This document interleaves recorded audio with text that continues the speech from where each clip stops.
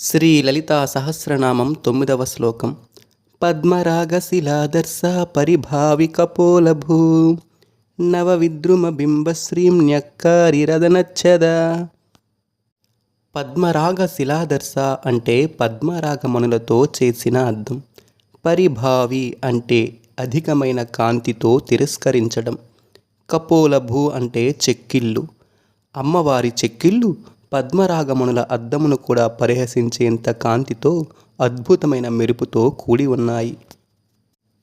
అద్దము పద్మరాగశిల నిర్మలముగా ఉండి ఎదుట ఉన్నవారి యొక్క ప్రతిబింబమును దర్శింపచేస్తాయి. అయితే అద్దమైన పద్మరాగమణి అయిన ప్రకృతి నుంచి ఉద్భవించాయి కాబట్టి అవి ఎంతో కొంత మాలిన్యమును కలిగి ఉంటాయి. కానీ జగన్మాత చెక్కిళ్ళు కొంచెమైనా మాలిన్యము లేక పరిశుద్ధమై ప్రకాశిస్తూ ఉంటాయి. మరో భేదం ఏమిటంటే అద్దం